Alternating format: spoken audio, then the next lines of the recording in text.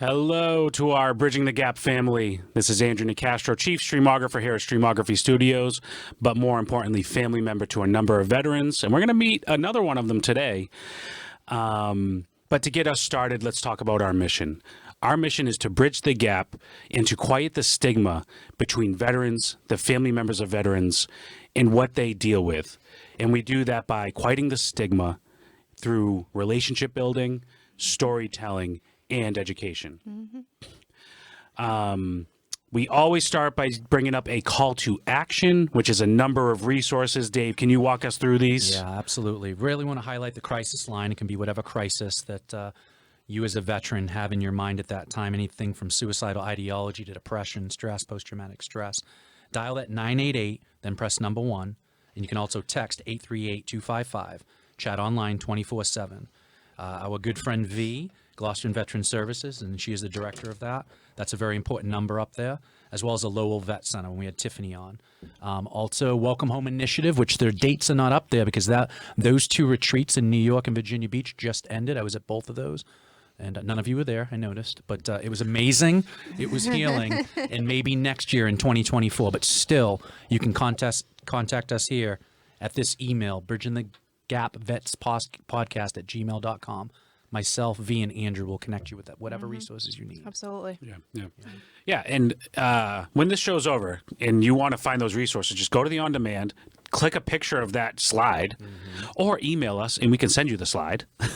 You know, I mean, there's no lack of help, especially related to us in this podcast. And I want to take a second to go back to our mission, which also includes family members. And we've talked about family members quite a bit in our podcasts, but we thought, why not bring in another family member?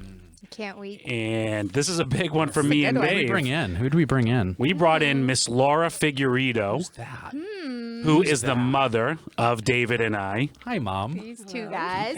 Yeah. This is so fun. And beyond just being mother, and it's honestly, it's so funny because I never really thought about it until we started doing this, but daughter, sister, mother to veterans. Yeah. And how about all of the perspectives that come along? And we're going to get into that in a little bit. But Mom, thank you so much for coming aboard. How you feeling? Good. Yeah. She always is Welcome, comfortable. Mom. Yeah. I'm going to call you Mom from now. Absolutely. Yeah, I'm going to call you Mom because I call everybody And Mom. me and V addressed her like the memo was to wear all Twinsies. white, and so we are brother and sister. We in did so not many coordinate ways. this, Not but at all. it worked out. So, Mom, how does that feel when I talk about that mother, sister, daughter Yeah. to veterans? What do you feel when I mention that right off the get-go? Well, I think in the years that I was brought up, it was very patriotic, and it was really something to be proud of. I mean, I look at my father, who was in the World War II, and you always felt proud of that. You felt proud and really respectful of those that had served. Yeah. And had served. And I think for me, having been a part of so many people's lives that have gone in the military, I've seen how this has changed throughout the years, which is very concerning to me and really sad. Very sad, because I know how I felt as a daughter to a veteran, my father. Right.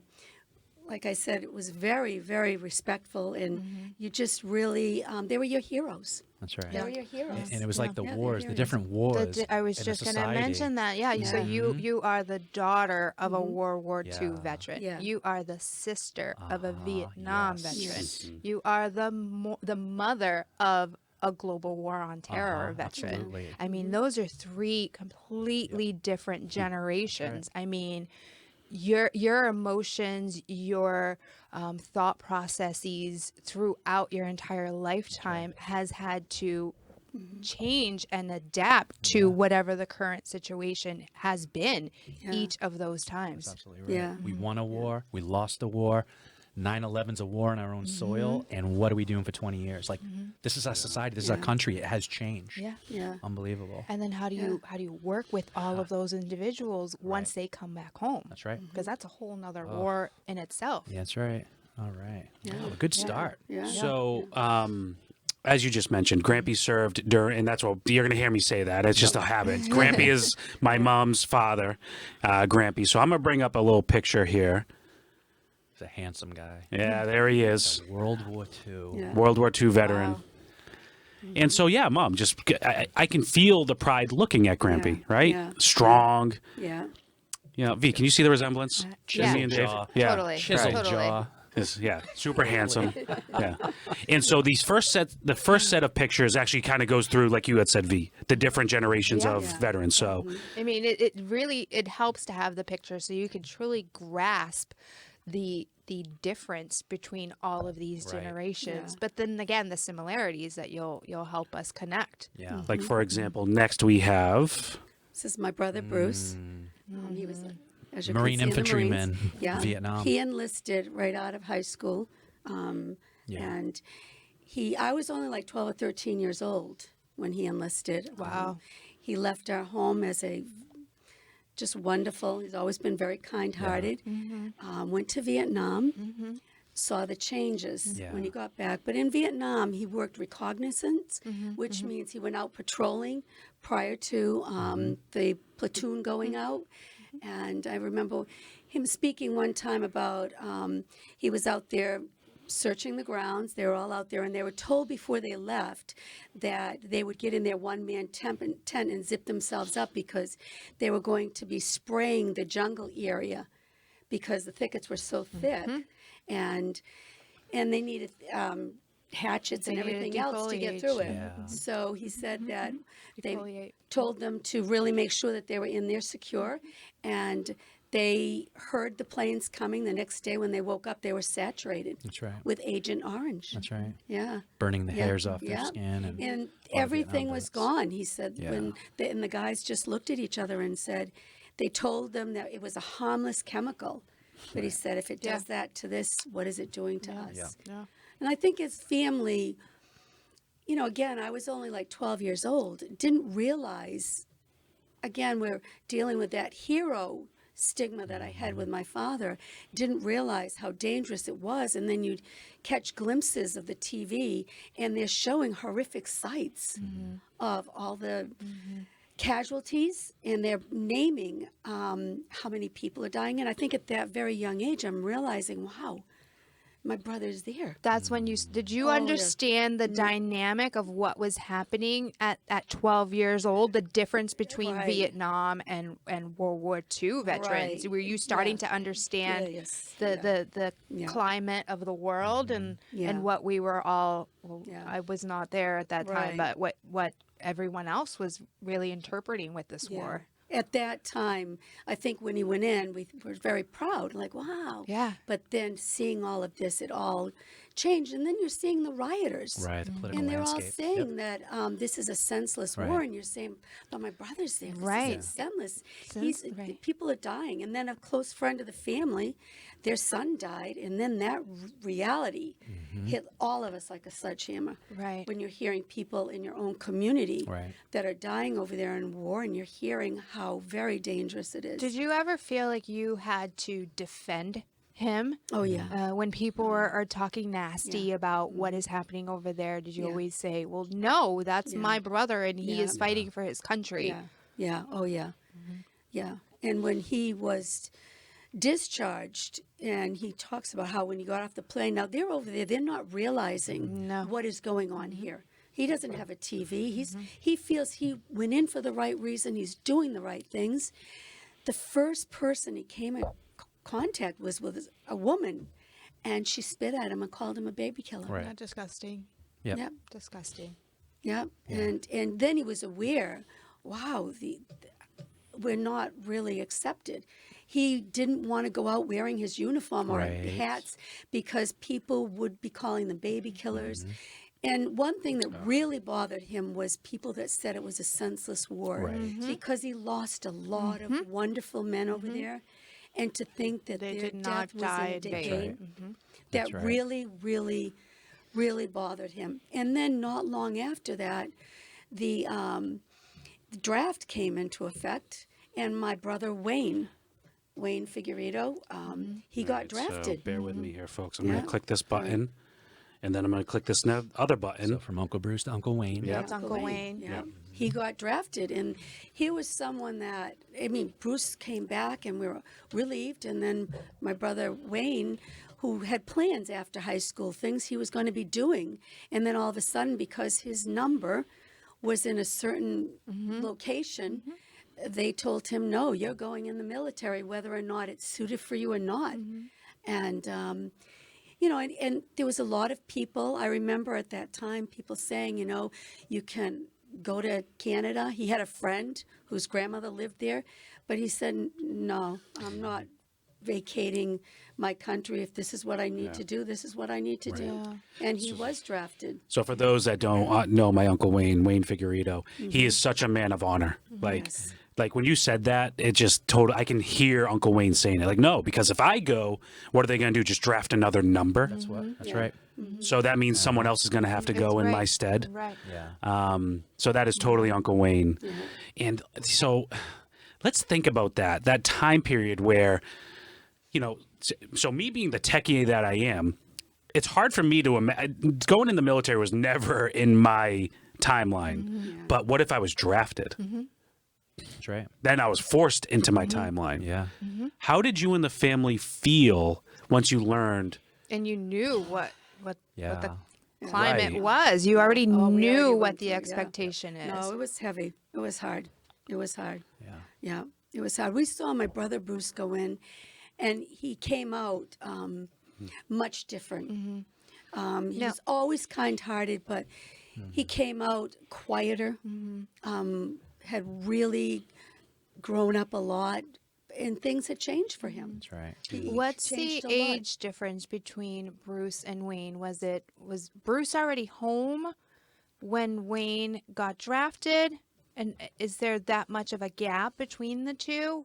No, there's 2 years. So 2 years. So it is still fairly close. They are Yeah. fairly Yeah. close. Yeah, They were best Yeah. friends. Yeah, So- they were very Best close. buds, yeah. They were best friends for Yeah. years. According to the amazing notes that Mom did, because she's super organized and awesome, Uncle Bruce was discharged in 1971, and Uncle Wayne was drafted in 72. So you barely had a 1 year of year. reprieve 1 year. Yeah. to like breathe and be like, oh, we have our family back. Oh, and then one gets drafted. Right. That we didn't even see this coming. I like Right. that Mom brought up how that when they came home, there was no welcome home. No. And at the Welcome Home Initiative, there are Vietnam veterans, when they hear the word, thank you for your service, triggers them back to, I got urine thrown on me. I got Yeah. blood thrown on me. Oh, I'm a yeah. baby killer. I got beat. I couldn't get a job because I was called these things. And at the retreat center, in community, we heal through a lot of that trauma and welcome them home the right way. We want you to Right. know that this community really welcomes you home. Absolutely. There's so much that Yeah. goes into this Yeah. therapy for these Vietnam vets because of what you just brought Yeah. up. Yeah. Yeah. Well, and talking about that those generations, was it talked about? Was them going overseas? Was what they saw ever talked about? No. No.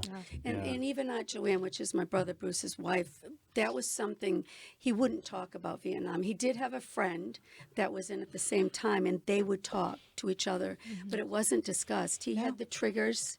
The war followed my brother Bruce a lot because later on he did have the triggers that because he was in a war zone, he was hand-to-hand combat, he was infantry, and those nightmares followed him. And then years later, he suffered the cancer of the residual effects of the Agent Orange, which took his life at 55. Yeah.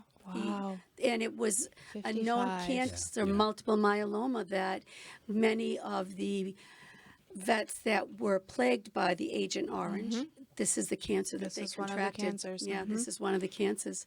Right. And so that war affected his whole life up and finally took his life in the end. Wow. So Took many of his comrades' lives over in Vietnam, but ultimately ended up taking his life in the end. Oh my. So, question from family members to veterans: do you feel like you subconsciously want to protect civilians from what you have seen? Yeah, and gone absolutely. through? I mean, I'll say this for myself. I mean, I'm so messed up in the head. I don't want to download my stressors and my weight onto you, my mom, who's there to protect me, who's there to support me, who's there to guide me. I don't want to put this burden on you. Right. And that's really more why we compartmentalize a lot of our experiences, is because we don't want to put that burden on someone else. We have been trained to deal with these types of situations, and therefore it's almost our mission to learn to deal with it, learn to cope without instructions. That's the hard part. It's our service. It's something that we decided we wanted to do.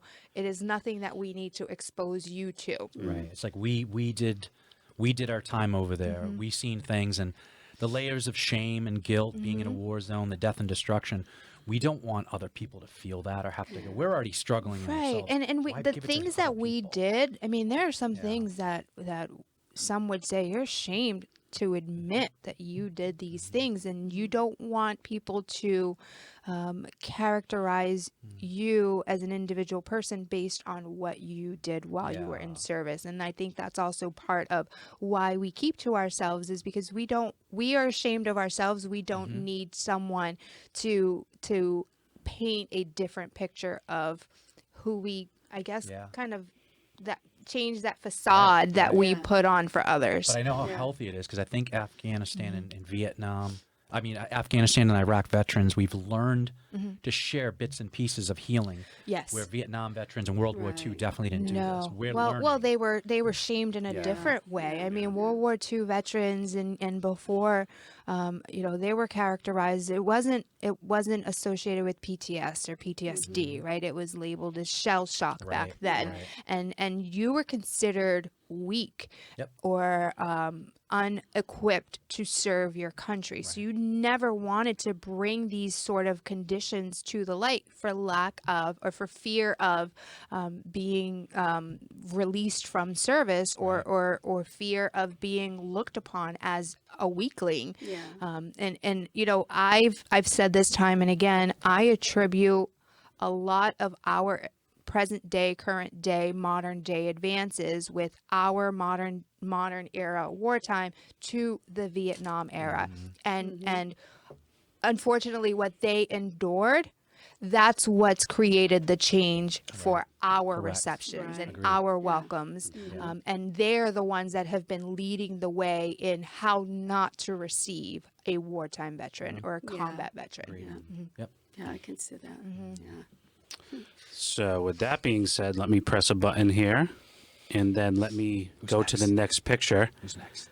Oh, I know that guy. Oh, who's that guy? I'm a baby. What? That's you? I am a baby. What's up with this? There's no scruff in that. Marine Corps boot camp, they made me shave stuff, but I couldn't even grow facial hair. Under the hat, he had flowing gold hair. No, I didn't. He had Under that the hat, sack. No, he was probably bald. Oh, that's true. They probably had to zip. That's true. That's true. In high school, he had that Zach I got Morris. rid of my feather and my tail. I had to get rid of it down there. They loved shaving that guy. Yeah, they shaved you guys like first day, right? that's I true. remember going in and I had long hair when I went in, and they wanted to chop ours off, and I'm like, I'll tie it back really nice and neat. And I don't regret not cutting my hair because it was the girls who chopped off their hair, whose hair was always sticking out of the bottom, and I didn't like the messiness of that look. I like that I could put mine in a bun and keep it clean and crisp and out of the way. Right. It was very meticulous That like guy that. I can tell you've done a lot of thought on the hair. Not anymore. that guy Now right it's just there. whatever. Good. He's a young baby, but when that guy told you, no, I'm not even going to say guy because he was a kid. When that kid told you he wanted to do that, what'd you think about that? When you were 13 years old, that was the first time he told me. He was Navy SEAL at that time. It's actually true. And I really felt like, okay, this is something that he will you think outgrow. Mom's gonna lie? Because kids say they want to be a lot of things and then they outgrow. But when he was 16 years old and that came home and said he saw a recruiter at Gloucester High School, then I said, wow, we've got a problem here. We got a problem. No, I feel, Mom. Because I feel tried. it. I mean, Mom, I really feel did. it. I went back to my brothers and I felt like, wow. So I talked to him and asked him why. Is it he felt he wanted to go in the military, and he had all the patriotic reasons. I did. He wanted to save the country. He wanted to be there to protect the country, and I couldn't argue that. I really, even though for me, it triggered me to what I had lived through with my brother and my brothers.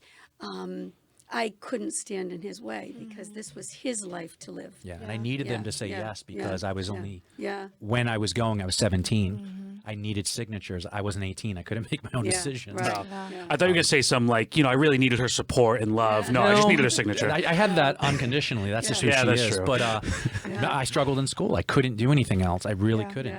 Yeah. So the military was a fix for this guy in that sense. So when I brought it to her, she didn't like it. No, I feel it. Yeah. I told her last time tried we to talk him discussed. out. I feel that, right? I really admire you and your decision and choice to allow him to make his own decisions, because I have a 16-year-old and he has been with the Sea Cadets since he was 10 years old. So he's been with them for quite some time now. And I feel as if it's going to be inevitable, right? Yeah. He has a mother and a father, both Yeah. military veterans. He has a military background, military upbringing. He's surrounded by military You're going to culture. get triggered when he does this to you. He has done it to me, and that's what I was saying to Yeah. Mom. He came to me, so he did Sea Cadet training this summer, and he came home, and even before he came home, he called me on the way home after his training and said, Mom, I really want to do this Navy SEAL training. So when she shared that story, I was really triggered when I met her. Like, I was really emotionally triggered because as a veteran, yes, I would be proud for you to go into the service, right? I know what military service entails. As a mother, I don't know that I could answer honestly in the same manner that you did, because I said no. I said, I don't want to have this conversation, and he is still trying to have this conversation with me. And I can't come to terms with having it with him. In all fairness, I did talk to Uncle Bruce at Yeah. the time, and he came up to me. He says, really? Marines? I'm like, yeah, Marines. He goes, well, can you promise me one thing? Don't be infantry. Don't be a grunt. Don't carry a gun for a living. Just learn a skill. Do something different. Yeah. And That's I've what you said did. that. And I chose to be a grunt. I was going to say, And you you did the right. exact Yeah. opposite. Yeah. It's just what was in me. Yeah. And he got I know. it, you know. Yeah, a lot of the advice, we do have a lot of Yeah. younger generations, younger kids who seek our advice, and it's hard because this is my profession, but I am also a mother. Yeah. And I need to, and I speak from experience, and I want to give you an honest answer. And I usually give the same advice is, don't try to be a hero. Yeah. Get something out of it. Make sure that you get an education. Make sure that you do something that's going to benefit you in the future. You don't And have I to think be a it's all grunt. important. It's important to Yeah. have the conversation. The conversation you had with me, I just need to know why. Yeah. You know, if I was saying I'm just gonna go out and kill and be a Superman, I'm gonna chase everyone. Well, it doesn't sound like you're mentally okay to go in. But actually finding the reasons, which I gave reasons, and I wanted to aspire to be an Uncle Bruce. I think it's the right conversation as a family member to have with their children. Yeah. Yeah, no, but I definitely admire, your response, and I'm definitely going to take a couple pointers from you. Exchange phone numbers after this. You can call her at 1 a.m. crying. Yeah. He said no, he's going Mom, in. he said he's joining. He signed the papers on his own. Navy SEAL training, 2 years. Yeah, but he's 16, and he's already been approached by a National Guardsman because he's so tall and he looks like a grown man, and they just assume that he is an adult and can make these decisions, and I'm not ready. No. So, Dave, at this time in the world, though, so when you were enlisting, what was going on? Nothing was going on in First the Gulf world? War was over. I was in 1995. It was in the middle. There was nothing happening. Okay. It was more of what was happening in my life. I was struggling in school. I wasn't passing. Everyone was putting in college applications. They were taking SATs, and I'm sitting there going, "Oh wow, what do I do?" There was nothing. So you go to boot camp and you do very well. You excel. I excelled right off the bat. I was awesome. Iron Man out of boot camp, squad leader. I'd never really achieved in my life in our life because I just wasn't good in school. Think about it. How do you achieve is in school.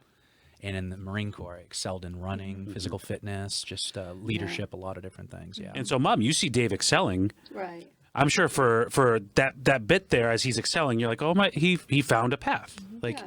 No, I was very proud of his achievements. I really was. I was very proud of his achievements.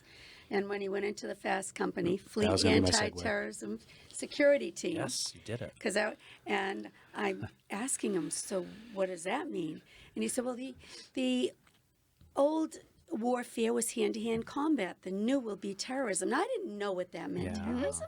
What, like, now we do, but at Right. that time, I had no clue. And then Yeah. within a very short time, most of our phone calls were in the middle of the night because of the time difference, or letters that were weeks and months between. And then I got a call at 3 o'clock in the morning, frantic, from David. He's in Kenya. And I said, Kenya?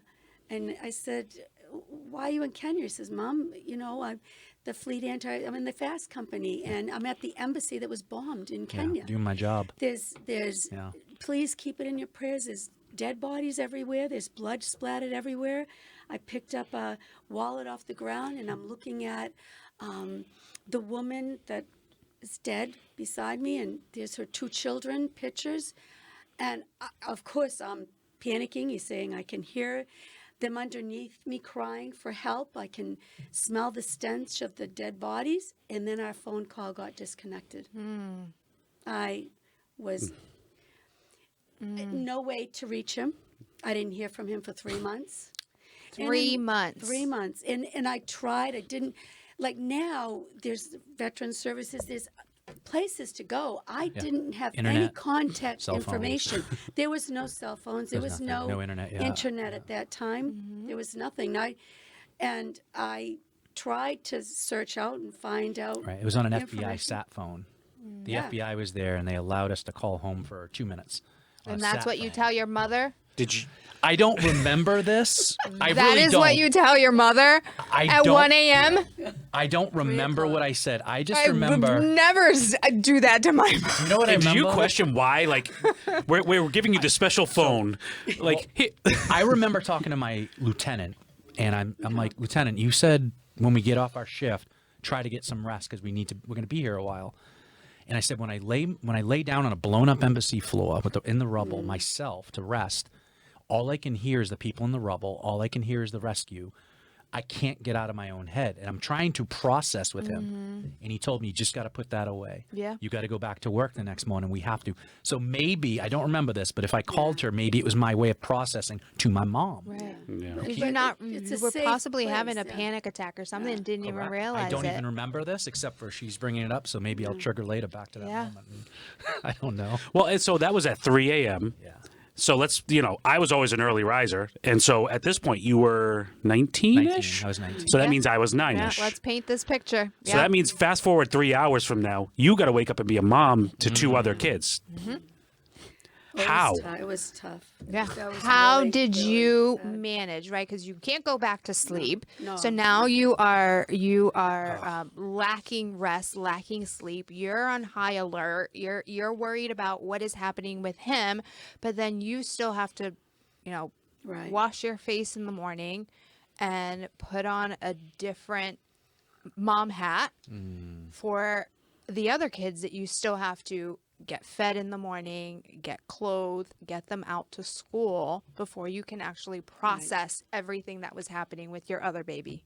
Right. No, it was tough. Sounds really like tough. Sounds like you were flipping a switch like I was. Yeah, too. I did flip switches, and I did have my parents. I did have my father, especially, right up the hill from me, who were very supportive. And have to admit, right after I dropped Andrew off, where did I go? To church. A woman I of brought faith. it all to the Lord. Yep, and said, I need your help. Yeah, I need your help here. I need to get through this. I have close family who rallied around me. I have close friends who were there with me through it all. I thank God for that. My heart bleeds for people that don't, because it was a very, very You had a- challenging time. You had a I was really very strong scared. support Yeah, system. yes. Yeah. And And that is that very makes it- important We when talk about overcoming. when you need Yes. support. yeah. You need support to some level, whether that's Oh, yeah. family, whether that's friends, Yeah. whether that's church, whether that's local organizations. You need that social support. Yeah. Well, and just to kind of take a step back to what we were talking about. You said Uncle Bruce actually talked to a friend Yes. that was also in the service, Yeah. which goes back to why your coffee socials Yes. at Cape Ann Veteran Services on Friday mornings, 10 a.m.? 8 a.m. 8 8 to a.m. 10. Yeah. Andrew wakes up late. Yeah. I'm not, no, dude, I don't sleep anymore. What do you mean? I have a 17-month-old.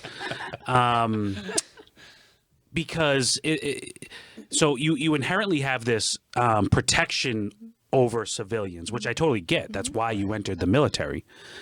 But there's something about that brotherhood, bleeding green, that sisterhood, that camaraderie, where you can open up to each other. We are each other's support system. Whether you are welcoming of it or accepting of it, we are there. You know, we have individuals that come in, and every time I reach out to them and say, you know, we have these coffee socials. If you want to just come to the coffee socials, well, I don't like to sit. I don't want to talk about anything. I don't want to talk to people. You don't have to talk to people. We have individuals that come in and just sit in silence and listen to everyone's stories. And everyone's story isn't necessarily a military story. And that's what's so unique about our coffees is that we've allowed the attendees, the veterans and the relatives that come in to kind of take the lead on the direction that we want those coffees to go. So if you want to discuss your military experience with the person beside you and you want to share photos, that's totally fine. That is your comfort level. But if you want to sit here in silence and just listen in to the million conversations that are happening, that's okay too. As long as you know that every single one of us sitting around this table is here for you. It's a community. It's But a we even say it's community. camaraderie. Yeah. Yeah. In the military, it's called camaraderie. Yeah. It's a closeness that's hard to explain in words, but just the presence, the physical presence, sometimes is enough. It's just understanding, you know, what is out there, what the support is, and finding a level of trust that even if you don't feel comfortable talking to the entire group, you know that just the relationships that I've built with every single person there, that you can come to me and pull me aside and say, V, I need help. Yeah. Can you guide me? And I can connect you with those resources that are going to help you along based on your comfort level. Right. good. Yeah. Yeah. So it's amazing that you had family support. But I think that is a big thing, and my faith too. In your faith, That if I wasn't there with David, God was. Right. Yeah. And it only gets harder, though, because Andrew's about to show another. It doesn't It's just stop the there. It beginning. doesn't end there. Yeah. Who's the next guy? So the next guy. Oh, you have a second Marine son? Oh, this isn't the same one? I know. I was just saying, I have a hard time telling them So apart. you have now a second son coming to you saying, I want to go in the Marines. How did that go over? Yeah, I did not. Oh my gosh. Was not ready for this one. Yeah. And this, with Mark, I did try to talk him out of it and say, you know what? Finishing up that story, 3 months later, I did hear from, the gentleman told me he was a Red Cross worker and David was fine.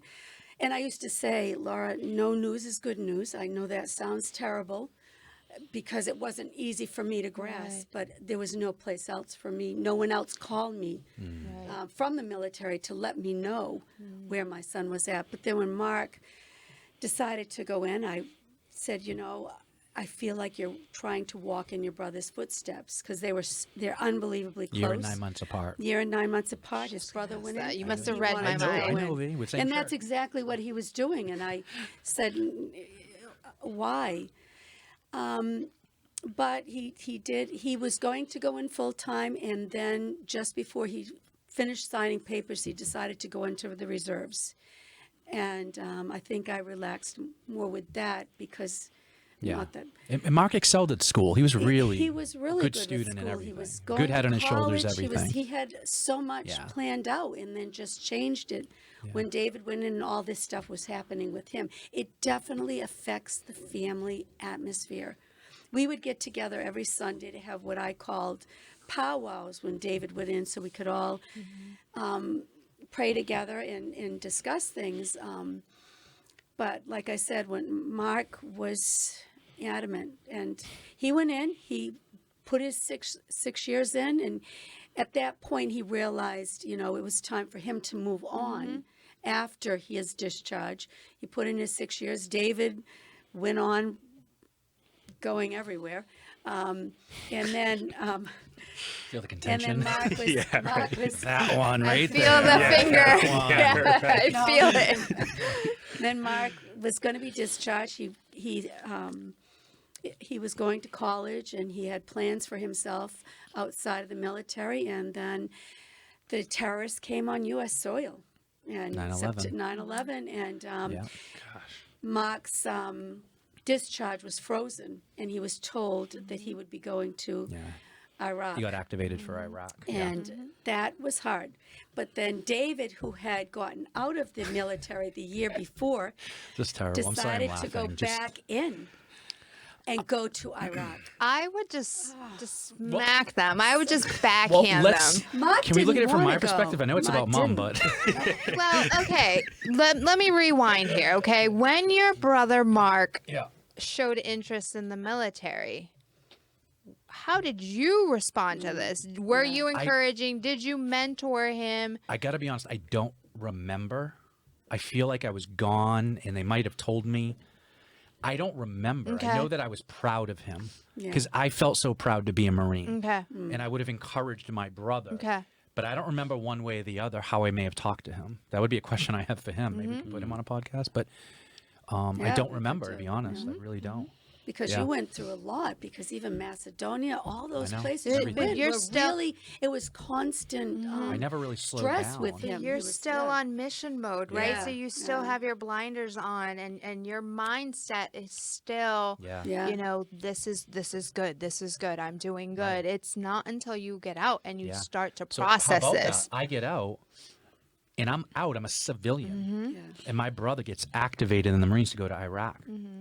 I said, ain't no way my brother going to Iraq without me. That's what he told me.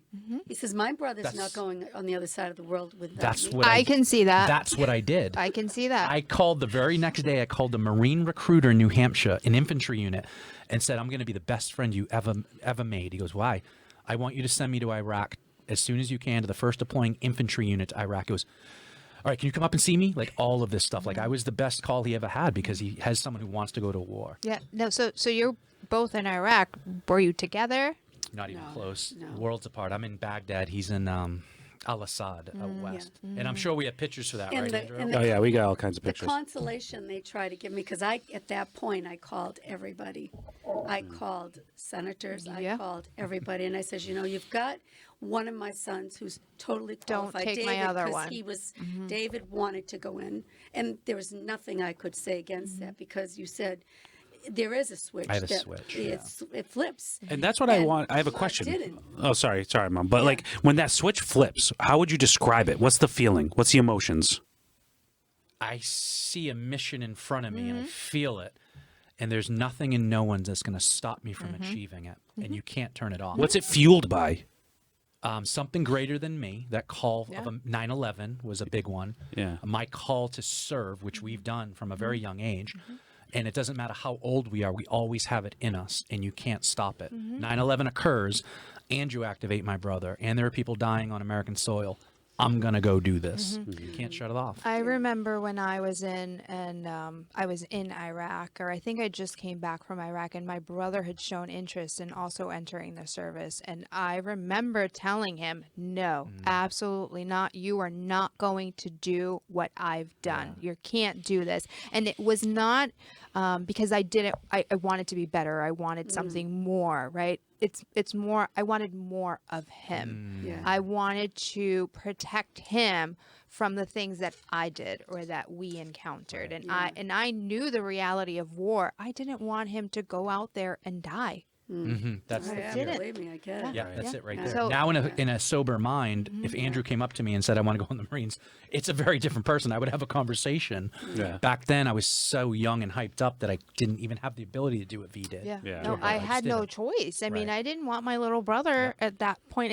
And to me, I left home when I was 18. He's a couple years much younger than me. So to me, Yep. I still see him as the 13-year-old kid Yeah. I left behind. Although he is a grown man now Yeah. and was at that time, I still saw him as that 13-year-old boy not Right. a grown In man. my family, actually, saw my brother Mark is way older and more mature than me, and I'm the older brother. You're laughing because it's true.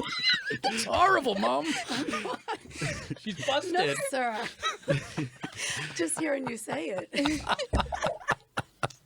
All right, so I can go back to the pictures. You're They're the, not are in you the. the oldest? No, I'm the second oldest. You're second oldest. Yeah. No. So Dave is almost exactly 10 years apart from me. He's the Yeah. beginning of September. I'm the end of September. Yeah. So easy math for us to keep in mind. So if I go back to the pictures, they're not in Right. order as like. So if I go back here, what you'll actually see next is our cousin Justin. Yeah, Justin is my great that's nephew. right. That's my brother Bruce. That's his grandson. Oh, Yeah, wow. my brother Bruce who died. That's his grandson. Yeah, in the Navy. And the he's Navy. actively He's serving. active Yes, he is. now. Yeah, Yeah. yeah. He's supposed to be discharged in January, but I don't know if he's going to re-enlist. We Right. don't know. Right. Yeah. It's usually You that never last know. minute. It's- I yeah. never knew. Yeah. You No, can you decide don't. up until Yeah, what, the day right. That's before? right. The Absolutely day, right. the moment that you know. Yeah. Yep. And so what we can do is the next, barrage of pictures here are just timelines of all the family. So we'll just go through them. Mom, you can kind of say quickly what's happening. Yeah. That's my father. That's Wow. my father and his family home. Of course, that's him on the Oh, boulevard. Look at that Oh, picture. wow. See all the Model Ts and everything. Look at the that's how smile. long- Yeah. He's just a Yeah. big His smile. Chiseled Yeah. jaw. Yeah. Yeah. That's Oh, him gosh. with my mother. Yeah. Just Runs in the so family. Yeah. Runs under the beards. Yeah. And that's his His unit. unit. Yeah. My father's unit. What I love is that when he came to visit me, I was at a fast company in Yorktown, Virginia, and he was stationed in Fort Eustis, Virginia, which is right across the street from us. So he came down and we went, because I went over to Fort Eustis all the time. We went over. It just brought back, Yeah. 40, 50 years of what he did Yeah. there. It was just really cool. Wow. Yeah, Virginia is a very active duty military state. My brother Bruce. Oh, wow. He's very just handsome. prior to going to Vietnam, jaw. because it was so quick. His enlistment, was so quick. He got married to my sister-in-law Joanne. Yeah, beautiful. Yeah. And that's Oh when my David. goodness! I didn't know with you the were gonna bring recruiter- these. That's Yeah. the guy who put me Yeah. in. Yeah. You okay with him? You guys good? Yeah. You guys talked it out. Yeah. He came the week after David graduated. I remember Staff him. Sergeant Washington. I do That remember quick. him. Wow. That Yeah, I'm so quick. skinny. You know, when you Yeah. look at Baby face. Look at that. There's no See the chiseled Zach jaw Morris? there. That's what I was saying earlier. He looks just like Zach Morris, right? but these guys. I mean, that's a stretch. That's what he always told But me. I didn't see the hair, I guess. But hair. But these recruiters meant they were all in shape. They put the right Yeah. people in. My two recruiters Yeah. were just awesome. Wanted to be like them, and he was an infantry guy. So Very charismatic. Yeah. yeah, it was just he went He to my was cross very country meets. He charismatic. went to all my games. well, and they have stuff. to be. They're recruiters. I know. Yeah. They need a number. Yeah. But yeah, that was I think that was very close to me leaving. Yeah, there's boot camp. No, Right this is after- Fast Company. That's the fast company. I'm Yep, sorry. this is me that's in what I meant. Virginia, and I was, Yeah. got my weapon there. So I don't remember this photo at all. Yeah. So when I worked in for the Iraq. government, this is my government work, and this is in Baghdad. So this is when now I've left the military and now I'm doing different work, and I'm over in Iraq, and my brother Mark is also there at the same And they're time. telling me David's in the red zone and Mark's in the green zone. And my attitude was, it's They're still in a the war zone. There's I don't no- care. you There's know, no there's- red or They're still in the Yeah. zone, right? We can give it any color we want, I purple, couldn't- pink. yeah, Doesn't exactly. matter what I the know. colors are. You're at war. Yeah. Right. Yeah. Yep. And this is we just anywhere we go, we're taking photos, flags, just to kind of, we were here at this time, and we all do them. That's Mark. Is that the same recruiter? Same I was just exact gonna recruiter. ask, yeah. He loves our family, by the way. He was Yeah. working on you, Yeah, but I yeah. think Mom ran him off with like Yeah. a Do K you still bar. talk to him? I do not. Oh. No, but I've really enjoyed him. And I that liked was him. with Mark. He Try came to again find him. Week after. Look at him. He's a Graduation. baby face. Yeah. That's my I brother. know. Isn't that crazy? You know. Oh, yeah. That's Mark. Yeah. Yeah, down at Paris Paris Island, Island, yeah. Iwo Jima Memorial, right there. That And this was- is him in Iraq, right, yeah, Mom? Iraq, yeah. We're there the Yeah. same time, Yeah. same exact time. That was during a sandstorm. Yeah. Yeah. And that's all of us. Yeah, Me and the that's the boys. side. Five of us. boys. Five Yeah. Wow. boys, yeah. Yeah. And Mom wanted to make sure to throw this one in Bunch there. of chiseled Yeah. jaws there. And it just shows you how who it is affects that? Yeah, that's family me. because That's the closest to military I ever got. Yeah. That's okay. Look how cute. when they're away. What do you mean? I should look tough and rugged.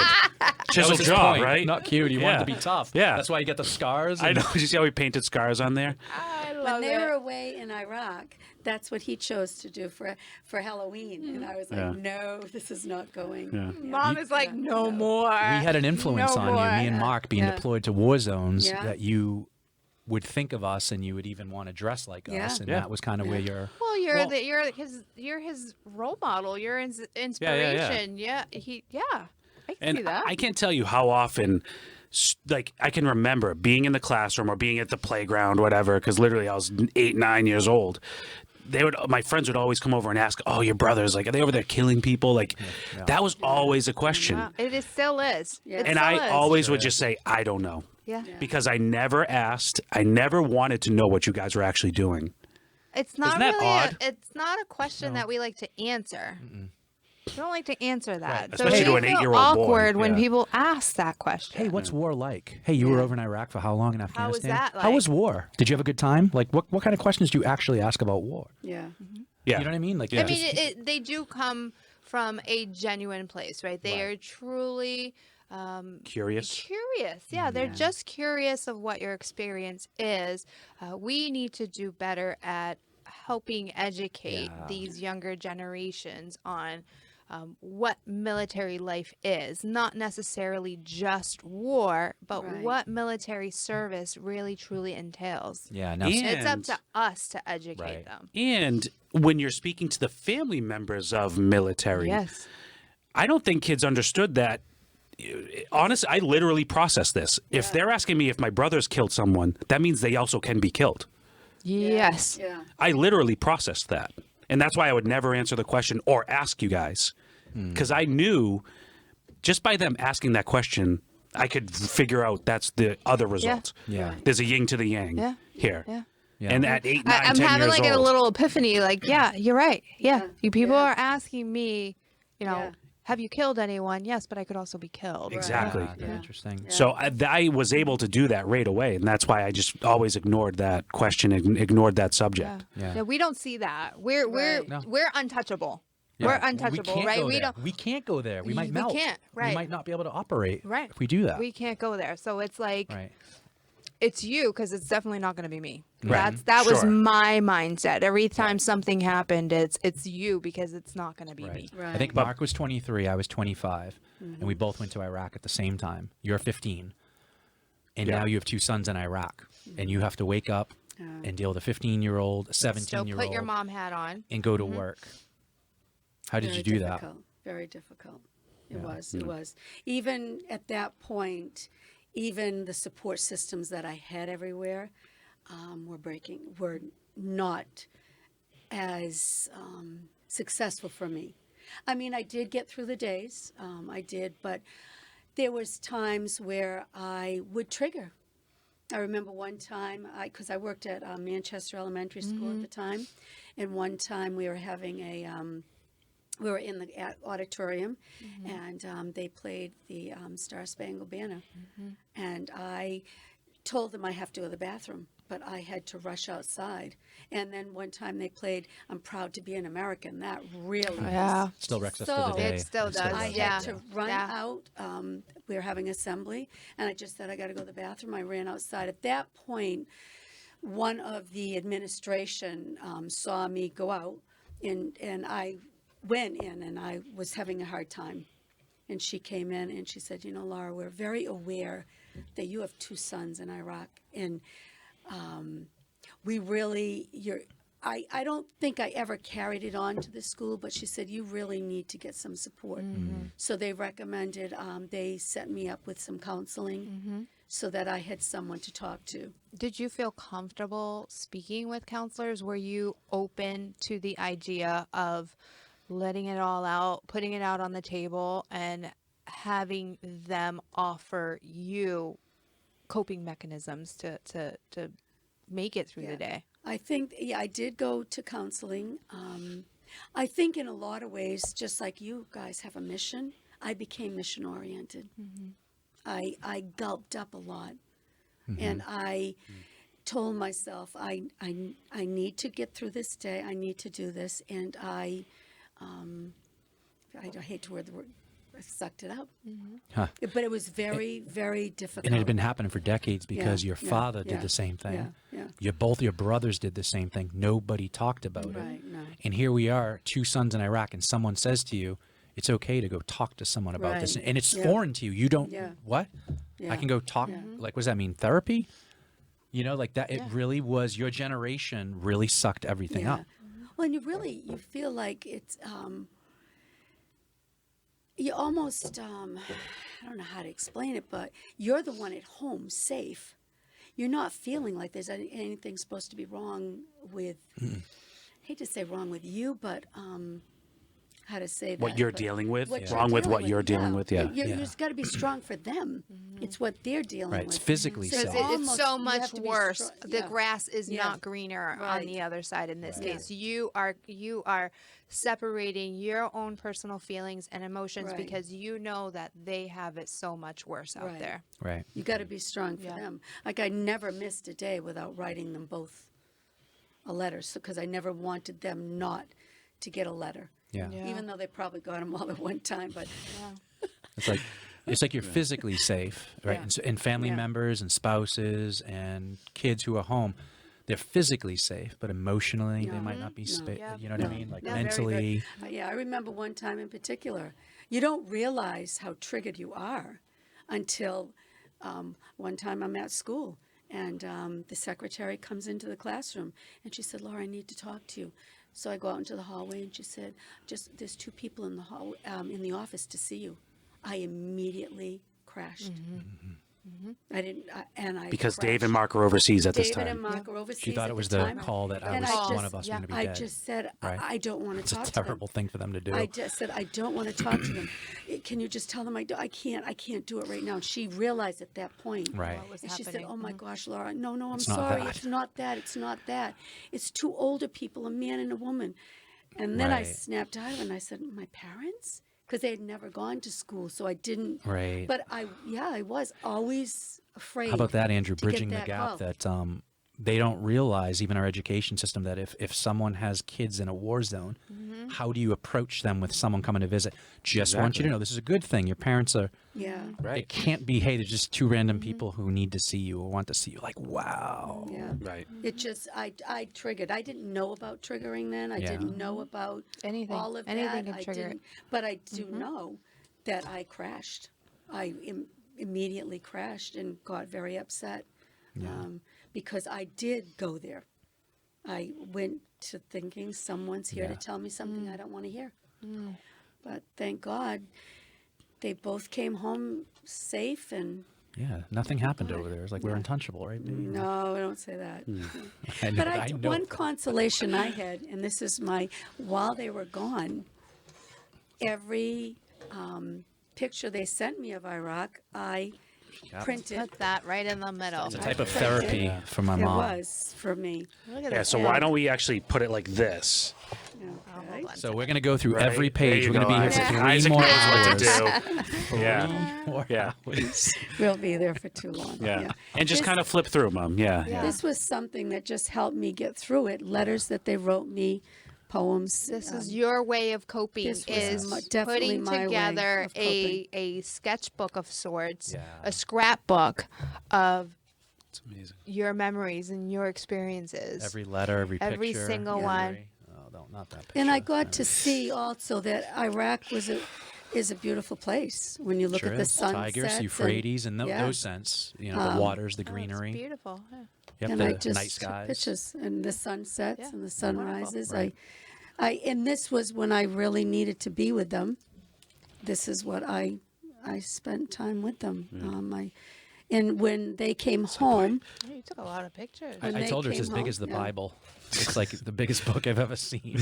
when they came home, I gave each one of them their own book with all of their pictures that they had.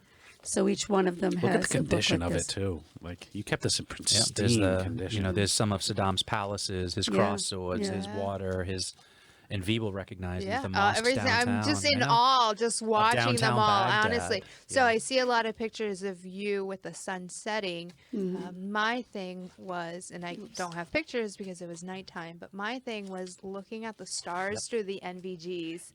Most Isn't stars that you'll ever see in amazing? your life, and you'll see the shooting Really? stars left Yes, yes, Yeah, it was amazing. agreed. So I don't have that many pictures like that, but that's one vivid memory that I have is laying on the Humvee when we're pulling guard, or just looking up with the NVGs and seeing how and right. many Little stars bit of are out peace there. in a Yes, war it zone. really was a little little bit of piece. peace in a war zone.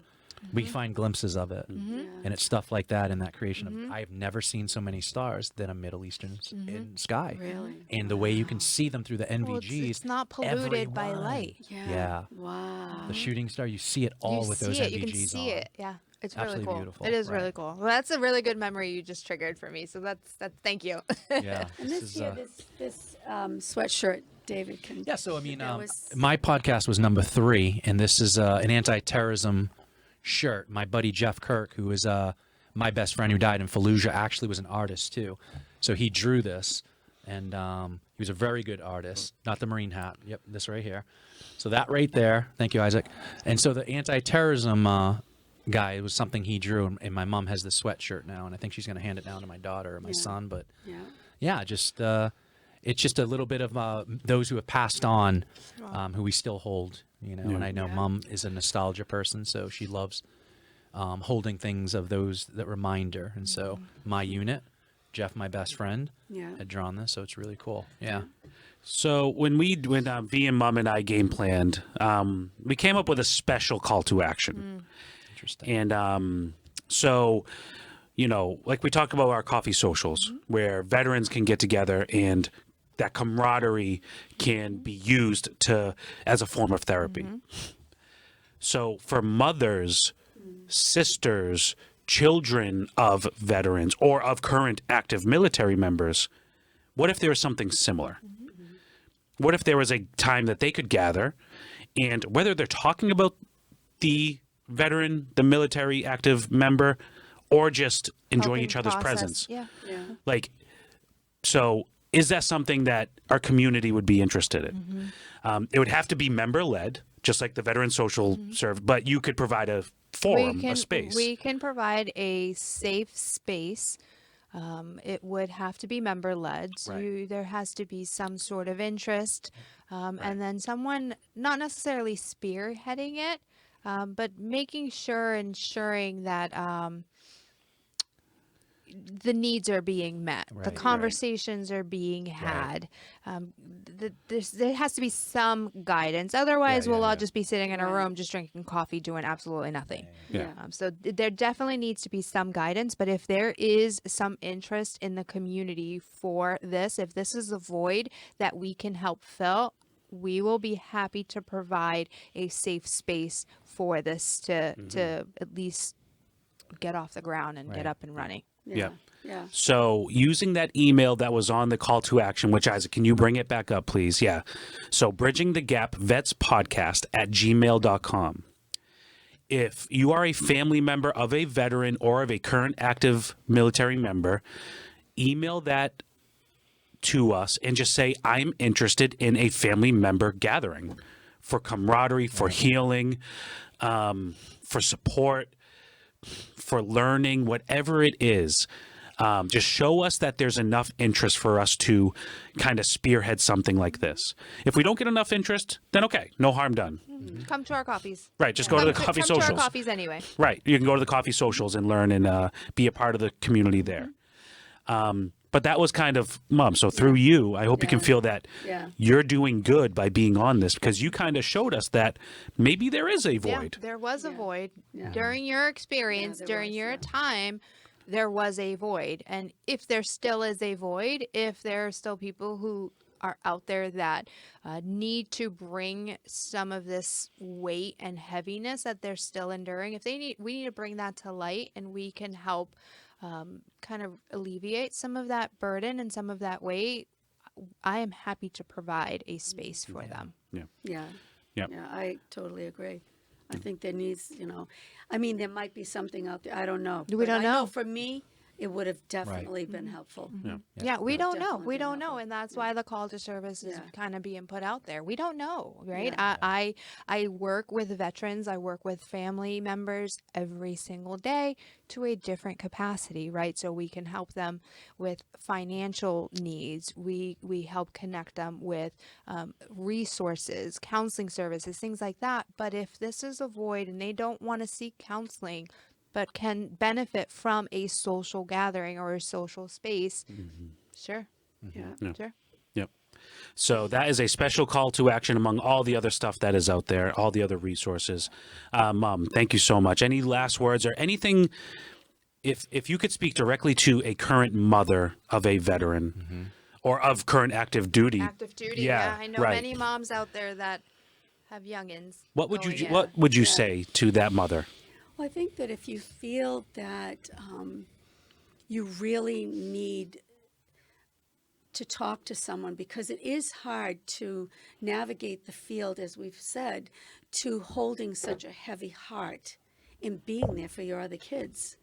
And again, this resource is great because, or get counseling or reach out to somebody, whether it be at your church or a friend, and let them know how heavy hearted you are so that it can help out. And I do think it's good too to talk to your kids. I wish I had done more with my kids, because realizing, like Andrew and my son Matthew, who are young, they had a lot as well, but I didn't realize that I should have been communicating with them as well, so that they understood more about what and that's where you need counsel too, is to know how to speak to them. Right. In what way do you speak to What's an a healthy 8-year-old way of speaking that to an 8-year-old? won't- because not saying anything isn't helpful, because they're hearing things at school from friends. Yeah.